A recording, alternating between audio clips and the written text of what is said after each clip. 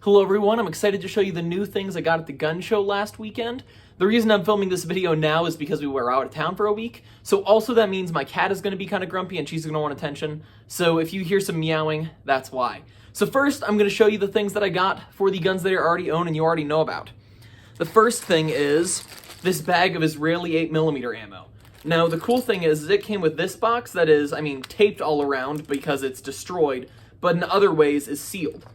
So it came with that, a couple of stripper clips. Now, the cool thing is with these miscellaneous bags, you often get things that you did not intend to get. So this is Winchester 8mm Mauser. This is Winchester Super Speed, and this came in two different types. It came with just this regular round nose, and then it came with this like flat nose, wider stuff. I know for a fact this stuff doesn't work in my Mauser, but I'm pretty sure this stuff does. The other option is that this stuff might be reloads, so be careful shooting random things that you find that is reloadable ammo. Now, the other Israeli ammo that comes in this bag, I'm certain is not reloads because it would be corrosive, and, you wouldn't reload that ammo. It's corrosive and burnt and primed. However, from what I can tell, it's like 40 rounds of the Israeli stuff, and then one of those old Winchester Super Speeds, and then 8 of the other kind. So, that is item number 1. Item number 2, speaking of shady, one guy was selling these 50-round plastic cans of 8mm Mauser, and let me just pull some of these out so you can see them. I also managed to get from him 2 clips for the Ishapore. They're just old M14 clips and 1 Mauser clip, so I'll set those aside.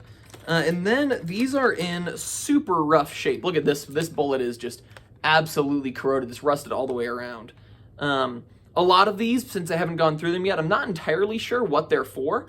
I did go through a few of these, and some of them are actually old German ammo, which is really collectible. So some of this I might not even shoot. It's collector grade. Other of it is in such terrible shape that I wouldn't feel safe shooting it. Like, look at this one right here with this huge dent taken out of it. Yeah, you can even see it on the camera there. So I have 150 of these that some of them are collecting, some of them aren't shooting at all. I normally wouldn't pick up this kind of thing, but he was selling them 50 rounds for $10, which is just a stellar deal. So at that price, I'm not going to pass it up. I only got 3 of them. I think he had 9 for sale. I might look back in here and think, I wish I would have bought more of these at that price. But most of this is not shootable. We'll just figure that out as we go. So, one more thing. This was $4, and it is a bag of probably 20 of those Ishapore clips. And some other clips thrown in, maybe. So, a whole bunch of the Ishapore clips for $4. Really can't pass that up. These are kind of expensive to get online. All right. Now it's time to show you the new rifle. I picked up a Mauser Nagant M44. Really stellar rifle. I used to have one of these, the Type 53. That was the Chinese version. It was all mismatched and torn to bits. Great gun. I loved it a whole lot. I really regret getting rid of it. However, now I have another one that's in much better shape. Let me get the bayonet out for you. These things have a side-folding bayonet, which is one of the reasons I wanted one a long time ago in the first place. I think I saw one on like The Walking Dead or something like that and just thought it was cool. These are really cool guns. This one is all matching except for the butt plate. And I don't think it's force matched. I've gone through all the numbers. It doesn't look like any have been ground away. So it looks like everything was originally matching except for the butt plate, of course. Whereas these ones are all 1531. This one is 3198. So everything else is matching except for the butt plate. Really cool gun, just a little carbine. It's a really handy rifle, nice and light. So I've been wanting to get one of these since I sold my last one. It's still covered in cosmoline, which is cool. That means it's in pretty good shape. So I'll be doing some videos on this in the future. I think I'm going to do a video on how to clean cosmoline out of a rifle. I'll probably just film the whole process and take bits and pieces from it. But this thing is actually in really good shape. Okay, so now it's time to talk about the ammo for that. I'll start with what came with it. It actually came with 5 of these boxes. So if I open them up, they're packaged 20 to a box. These are, I believe, Russian. I have some Russian and some Yugoslavian. They're pretty hard to tell the difference between them unless you look at the head stamps, and I'm not an expert on these head stamps. So it was 5 of these boxes right here, and then 1 Silver Bear modern ammo. Really cheap stuff still, but actually to come with the gun. So I paid $250 and got the rifle, and that's probably a $400 rifle. as well as 120 rounds of ammo. So I'm really happy with that. That's actually really pleasing. Amazing deal. Then I went back through everywhere that I had gone. I'll go to some tips and tricks at the end. And I got this mysterious bag of Mauser Nagant ammo. I dug through this a little bit. Some of these rounds are dated from the 50s, from 1950. Others are dated from the 80s. The 50 ones I'm sure aren't quite as good. I might get some hang fires there. I might shoot those on camera so you guys get to see what I have. It just depends on how many I have. And then a ton of stripper clips, like, I don't know, 15 stripper clips as well. And then there's some steel cased, which they appear to be modern production, since they don't have any like date or anything on them, and they say 7.62 by 54R. I don't think they would have used that description if they were like originally produced in a country. So I think those are modern production. I'll post them in a forum or something and figure out. But yeah, mysterious bag of Mauser Nagant ammo. I did pay a little bit more for this than if I was just buying the rounds because I was getting the stripper clips as well. And that's part of why I bought this bag versus other places I could have gone and gotten them still in boxes. I went back to one guy and got this East German ammo, 7.62 by 54R. I may or may not do a video on these. It just kind of depends on if they're collectible and valuable. If they're not, then I'll just shoot them like other ammo. Do a video on it for you guys. But yeah, 20 rounds of East German 7.62 by 54R. And then probably the coolest Mauser Nagant ammo I got these boxes that are on stripper clips. That's why they're shaped like this. And they have this string on the end, likely so you can pull them out of the Spam can or whoever they were stored. Now, the cool thing is, two cool things. These are actually on clips, and they are silver tip, which means they're like sniper armor piercing rounds. They're probably heavier weighted bullets, and they'll shoot at a higher velocity.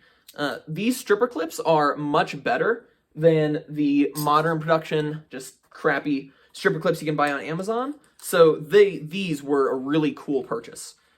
Let's go through John's tips and tricks for winning when you go to a gun show. So part one is a few things happen before you even get there. One, you want to know your budget.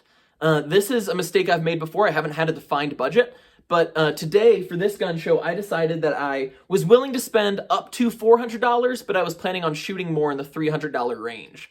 I normally don't talk about how much money I spent on this channel, but I'm going to today since I'm trying to do a video with tips and tricks.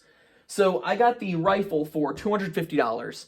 Which was well below how much I was planning on spending. But then, since I got a new rifle at a really great deal, I decided I could spend a little bit more on getting some ammo. Like I said, the boxes right here was $30 for 150 rounds, which is really good, but some of the ammo is not going to be shootable. The guy was originally charging $30 for the Israeli ammo, and $30 for the mysterious bag of Mauser Nagant ammo.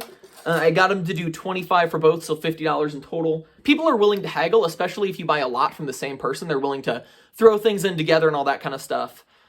So knowing how much you're willing to spend can really help you going beforehand, maybe having a low number and a high number, so you have a range. Get that amount of money and maybe a little bit more ready in cash when you go. Most people would rather you pay cash than with a card. Some people might have Square and those types of things.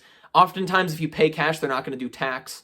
It's just better to go to these types of things with cash rather than any other method of payment. So part one, know your budget and write it down and bring cash. I normally bring a little bit more because let's say my high number was $400 and maybe I find something that's, the person misunderstands what it is. Say they have a Egyptian Rashid and they just say it's an SKS. So they're charging $450 for a Russian SKS and it's actually an Egyptian Rashid that's worth, $1,000.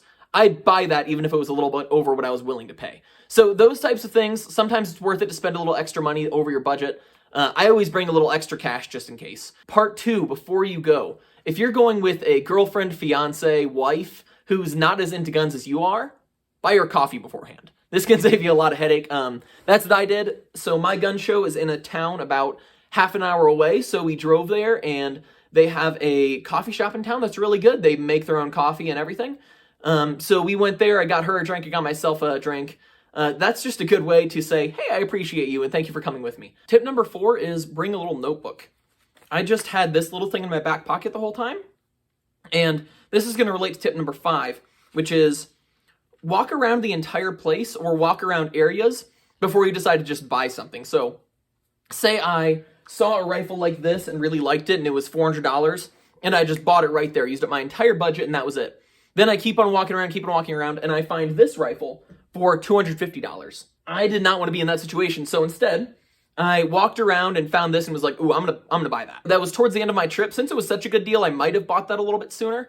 But since it was towards the end of our round, I walked down the aisle and then came back up and bought it.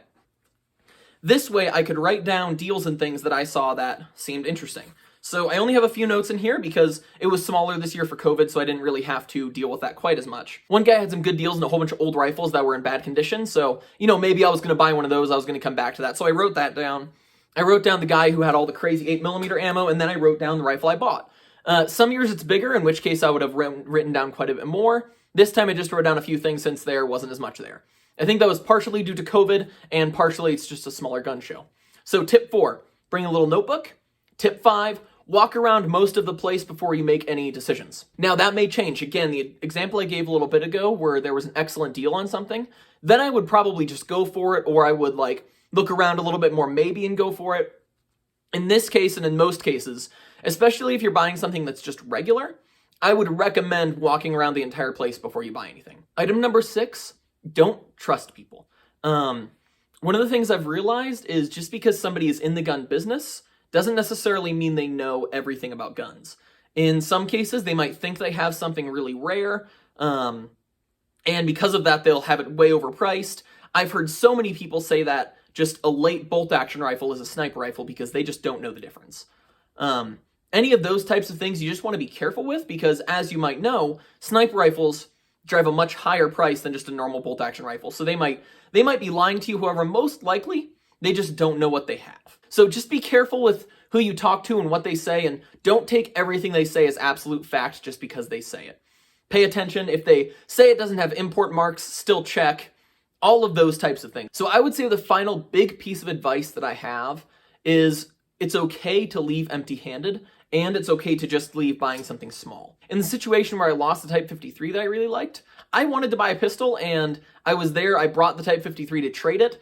I didn't really have any good options to trade, but I traded it anyway, and I really regretted that afterwards. Although I didn't necessarily lose money because I got a really good deal on that ammo, I still traded an excellent rifle and a whole bunch of ammo for a pistol that really wasn't that great. So my final recommendation to you is be okay leaving empty-handed, and if you can't possibly leave empty-handed, buy some ammo or something like that, then you're out like $15 if you paid too much, rather than spending way too much on something that's really not worth that much. Gun shows can be a great place to buy some military surplus ammo, and I really do recommend going to them. They get a lot of hate in the gun community because there's a lot of crap, and because there's some scamming that goes on. However, if you know what you're looking for, it can be a really good place to get some great deals. If where your gun show is, you have access to internet, then you can be searching things the whole time and see, is this really what I think it is? That's a really important question to ask. Is this really what I think it is?